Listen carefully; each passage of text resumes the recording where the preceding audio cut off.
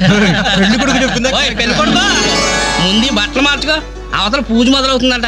ఒక్క నిమిషం, ఇప్పుడే వస్తానరా. ఇదిగో ఏం పర్లేదా, కాస్త లేటుగానేరా. ఈ లోపుగా నేను 4 హాస్టల్ లాగించేస్తాడు. కలపలే మొక్కల.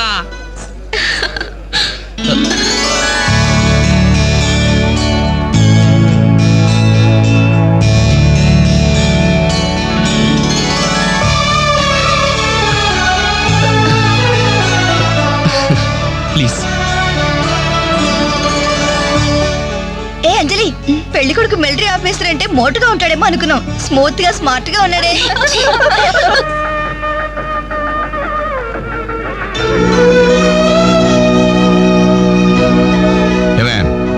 ఇట్రా. ఏమిటండి? ఈ చైన్ రఘుకిచ్చి అల్లుడు గారికి వేయమని చెప్పు. రేపు మగపెళ్లి వాడి నుండి బావమరిది ఏమిచ్చాడన్న మాట రాకూడదు. ఆ ఇచ్చేదేదో మీరే ఇవ్వచ్చు కదండి. నేను ఇస్తే వాడిని అవమానించడానికి ఇచ్చాననుకుంటాడు. నువ్వు వెళ్ళు, నేను గుడికి వెళ్ళొస్తాను. రఘు, ఇలారా. ఏంటమ్మా? ఈ చైన్ తీసుకెళ్లి పెళ్లి కొడుకు ఇవ్వరా. ఎవరిచ్చారు? మీ నాన్నగారు. మొక్కల తర్వాత కలుపుతారు, ముందు వందరాని.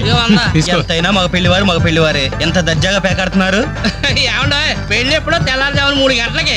ఏం పర్లేదు, మీరు కూడా వచ్చాయి. రండి రండి. ఏంటమ్మా ఇంత లేటు? తొందరగా పదండి, అయిపోతుంది. మీరెళ్ళి అమ్మాయి రెడీ అయిందేమో చూడండి. రానివ్వండి బాబు, రానివ్వండి. ఫుల్ కౌంట్ రానివ్వండి. ఒరే, మొక్కలు తిరిగిన మొగోళ్ళతోటి పోటీకి వచ్చారా?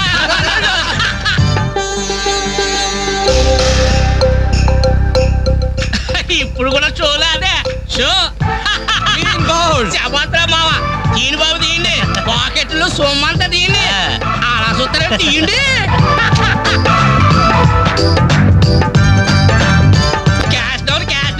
తర్వాత ఇస్తాను, మరొక ఆట వేయండి. ఏంటి బాబు, మరో ఆట అయ్యాలా? పాపం పాకెట్ ఖాళీ అయినట్టుందన్నా. పాకెట్ ఖాళీ అయితే మాత్రమేంద్రా, మెడలో చైన్ ఉంది, ఏడు కుంకరాలు ఉన్నాయి. పట్టుకోడు తీసాడమంటే సిగ్గుపడాలి కానీ మెడలో చైన్ తీసేటానికే తీయబోయే చైన్ తీయి. అలా చూస్తామని తీయి.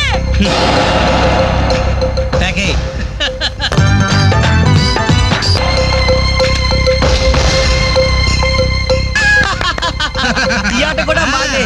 టోటల్ గా వాష్ అవుట్ చేసే వరకు మేము వదలం. ముందు మొక్కలైనా తర్వాత డబ్బులు ఇస్తాం. అప్పు గిప్పు జాంతానాయి.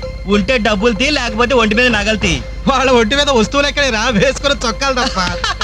తీయండి బాబు, చొక్కాలు తీయండి. ఏంట్రా వాగుతున్నావు? పద్ధతి కాదు బ్రదర్, మర్యాదగా చొక్కా వదులు. నీకు మర్యాద ఏంట్రా?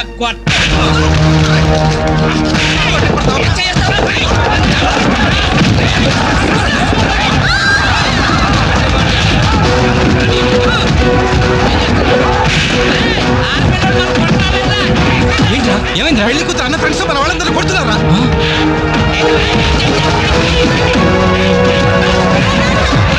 ఏంట్రా? పెళ్లి కొడుకు ఫ్రెండ్స్ మన వాళ్ళని కొడుతున్నారా?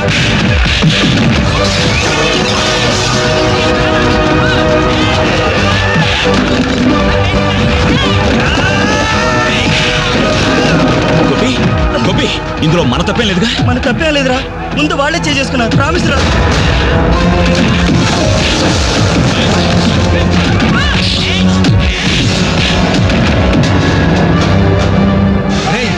కాబోయే బావనే కనీసం మర్యాద కూడా లేకుండా మా మీద చేసుకుంటావురా? ఎప్పుడో వేకువజామున 3 గంటలకి నా చెల్లి మెళ్ళలో తాళిబొట్టు కట్టిన తర్వాత నువ్వు నాకు బావవిరా. కానీ వీళ్ళు పుట్టినప్పటి నుంచి నాకు ఫ్రెండ్స్ రారా.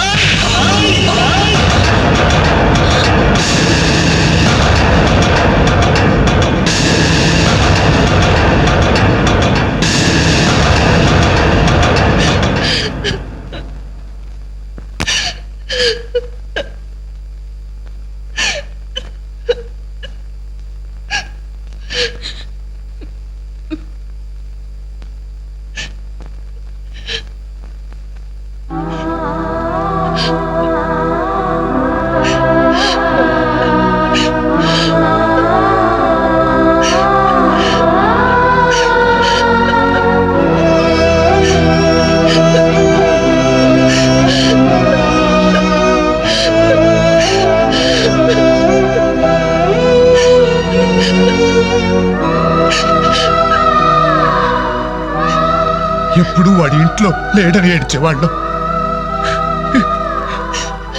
ఇప్పుడు వాడు ఉన్నందుకు ఏడవాల్సి వచ్చిందమ్మా.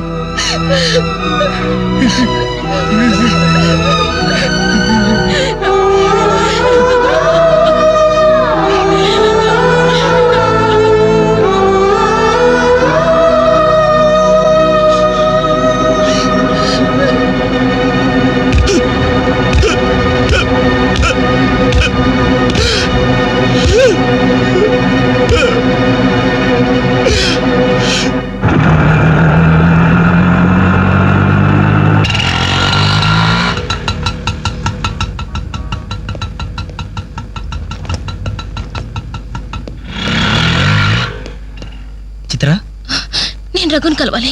రా. రే రఘు, నీకోసం చిత్ర వచ్చిందిరా.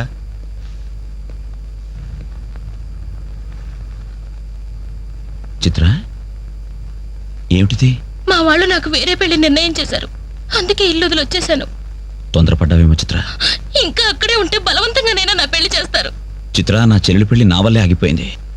ఇంట్లో వాళ్ళకి మొహం చూపించలేక వారం రోజుల నుంచి ఇక్కడే ఉంటున్నాను. ఈ పరిస్థితుల్లో నాకు తెలుసు నువ్వు నీ పరిస్థితి గురించి ఆలోచిస్తున్నావు. నా గురించి కూడా కొంచెం ఆలోచించు. ఒక ఆడపిల్లని గడప దాటి పెట్టుతో సహా బయటకు వచ్చానంటే మా ఇంట్లో ఏం జరిగి ఉంటుందో ఊహించు. ఇంకా నా వల్ల కాదు. వెంటనే మన పెళ్లి జరిగిపోవాలి. చిత్ర, మూర్ఖంగా మాట్లాడద్దు. అన్నిటికీ పెళ్లి సమాధానం అనుకుంటే అలాగే చేసుకుందాం. అదిగో కనబడుతుంది ఆ దేవాలయం. అక్కడికి తీసుకెళ్లి ఓ పసుపు తాడు కడతాను. ఫ్రెండ్స్ వస్తారు, ఆశీర్వదిస్తారు, ఏదో తోచిందిస్తారు, వెళ్ళిపోతారు. ఆ తర్వాత మన జీవితం ఏంటి, ఎలా బతుకుదాం? అందుకే చిత్ర, ఓ 2 నెలలు ఓపిక పట్టు. నాకు ఉద్యోగం వస్తుంది. రాకపోతే? వస్తుంది చిత్ర, రాకపోతే వస్తుంది. ఛే! నన్నెవ్వరూ అర్థం చేసుకోరు. ఇంటికెళ్తే మా నాన్న నన్ను అర్థం చేసుకోడు. బయటికెళ్తే చుట్టుపక్కల వాళ్ళు అర్థం చేసుకోరు. చివరకు నన్ను నమ్మి నాతో జీవితం పంచుకోవాలనుకున్నా నువ్వు నన్ను అర్థం చేసుకోకపోతే? నాకు వేరే మార్గం లేదు. నువ్వు కాదంటే చావనైనా చస్తాను గాని తిరిగి మా ఇంటికి మాత్రం వెళ్ళను. సరే, ఇప్పుడు నన్ను ఏం చేయమంటావు చెప్పు. ఏమండి, రఘు ఇంటికి వచ్చి వారం రోజులు అవుతుందండి. అయితే నాన్న, ఈరోజు అన్నయ్య పుట్టినరోజు నాన్న. ఏం చేయమంటారు నన్ను? ఆ? కేక్ కట్ చేసి ఫంక్షన్ పెట్టమంటారా? ఏమే, వాడు పుట్టినరోజని ఇదిగో 10 రోజుల క్రితమే బట్టలు కొన్నాను. తండ్రినే. కానీ వాడు చేసిందేంటి? ఈ రోజు బజార్కి వెళ్తే ప్రతి వాడు ఏమండి మీ అమ్మాయి పెళ్లి ఆగిపోయిందంట కదా, దానికి కారణం మీ అబ్బాయినంటే కదా అంటుంటే తల ఎక్కడ పెట్టుకోవాలని తెలియక చస్తున్నాను. ఇదిగో నేను లేనప్పుడైనా సరే వాడిని గాని ఈ గడపలు అడుగు పెట్టనిచ్చావో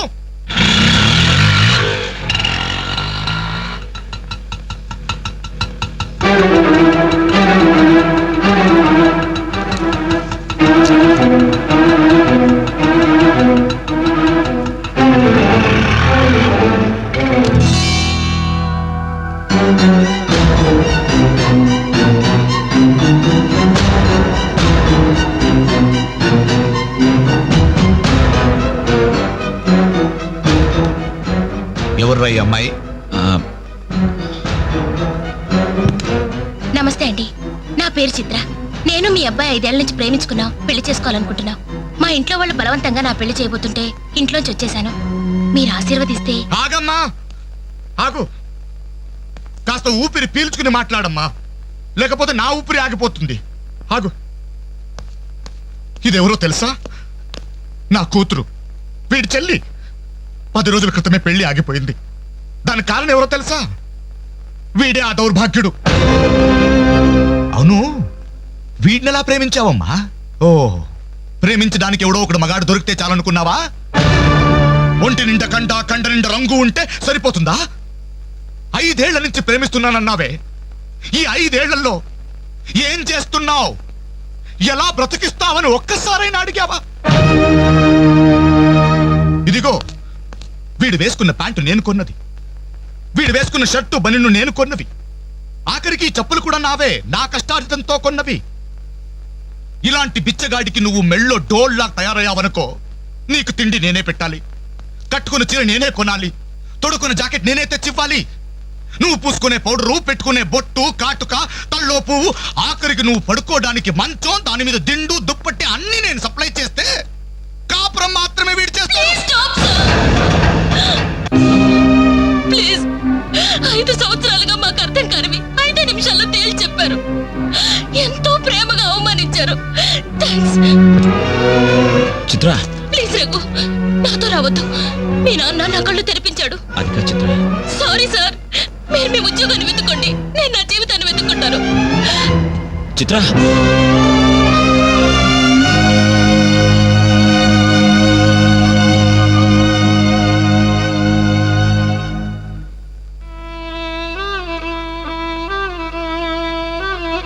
నాన్న, చాలా సంతోషం నాన్న. నా జీవితంలో మర్చిపోలేని అవమానం చేశావు. నన్ను ప్రేమించి నా మీద నమ్మకంతో వచ్చిన అమ్మాయి ముందు నన్ను మాటలతో చిత్రవత చేసి. అవునన్న, ఈ ప్యాంట్ నీది, ఈ చొక్కా నీది, ఇదిగో నే కట్టుకున్న వాచి, వేసుకున్న చెప్పులు అన్నీ నీవే నాన్న. ఆఖరికి ఈ శరీరం, ఈ ప్రాణం కూడా నువ్విచ్చిందే నాన్న. నేను నీ రక్తం పంచుకు పుట్టిన నీ బిడ్డను నాన్న. నాకు నువ్వు కాక ఇవన్నీ ఎవరు, ఇంకెవరిస్తారు నాన్న?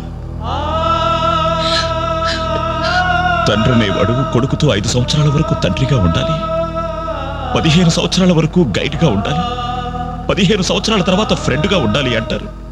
కానీ నువ్వు నాకు ఏ దశలోనూ ఏమీ కాలేదు కదా నాన్న.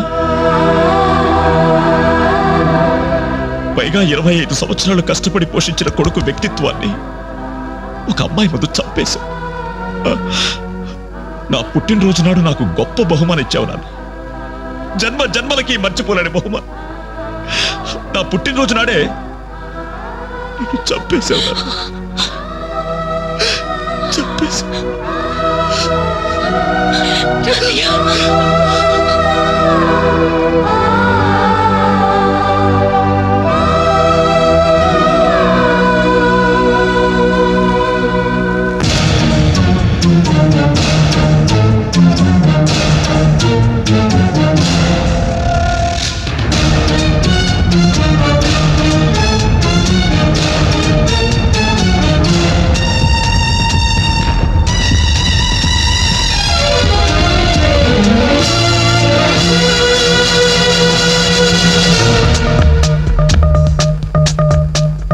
వేదన వేదన వేదన వెల్లువై వేదన ఒంటరి యదా కందన ఆగని అరణ్య రోదన కలగని వేదన తరుముకు వస్తుంటే అణగారని వేదన రగిలిస్తూ ఉంటే బతుకు పయనంలో అలసిపోతున్నా వెతల సమరంలో విసిగిపోతున్నా వేదన వేదన వేదన వెల్లువై వేదన ఒంటరి యదా కందన ఆగని అరణ్య రోదన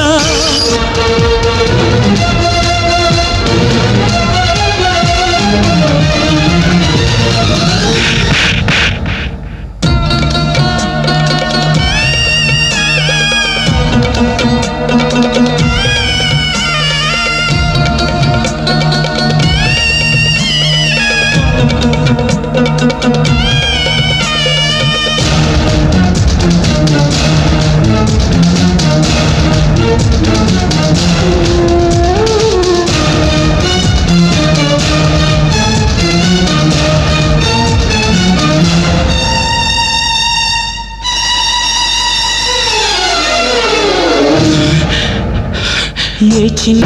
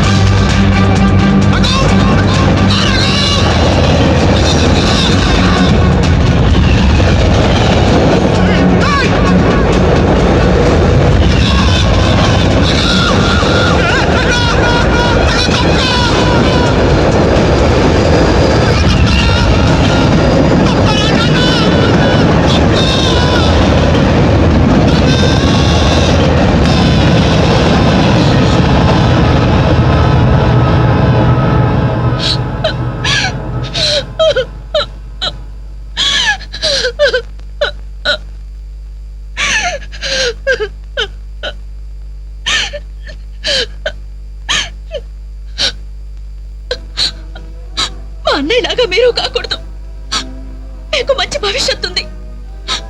మీలో మీకే తెలియని టాలెంట్ ఉంది. మిమ్మల్ని మీరు నిలబెట్టుకునే శక్తి ఉంది. ఏదైనా సాధించగల సమర్థత ఉంది. మీలో ఉన్న శక్తి సామర్థ్యాలు మొండి గోడల మీద కూర్చోడానికో ఆడపిల్లలు అలవాటు చేయడానికో పరిమితం కాకూడదు. మీలో ఉన్న ప్రతిభను మీరు గుర్తించాలి. మీ జీవితం మీద మీకు నమ్మకం, ఆశ కలగాలి. అందుకే మిమ్మల్ని ప్రేమించాలని చెప్పాను. కాదంటే ఏ అఘాయిత్యం చేసుకుంటారోనని భయంతోనే అబద్ధం చెప్పాను. నా వల్ల, నా ప్రేమ వల్ల మీరు ప్రయోజకులుగా మారాలని ఆశపడ్డాను. ఇదేనా నేను చేసిన నేరం? ఇదేనా నేను మీకు చేసిన ద్రోహం? చెప్పండి, చెప్పండి. సమాధానం చెప్పండి రా. చెప్పండి.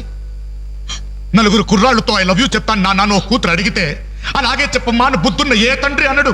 కానీ నేనన్నాను. ఎందుకో తెలుసా?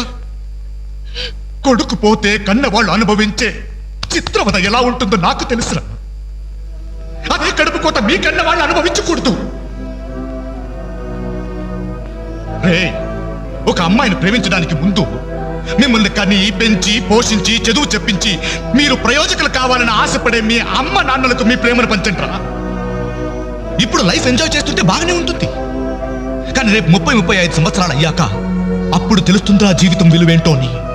రే, గడియారంలోని ముళ్ళుని వెనక్కి తిప్పగలం గాని గడిచిపోయిన నిమిషాల్ని వెనక్కి తీసుకురాలేవరా.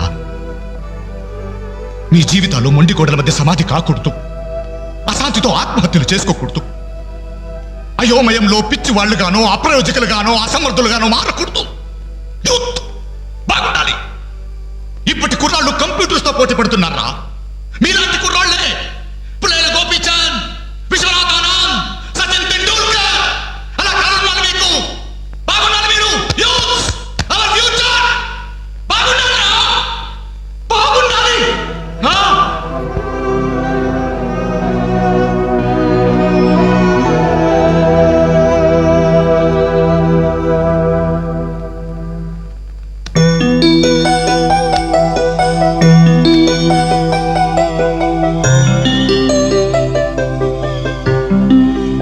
ఏమండి, అటు చూడండి.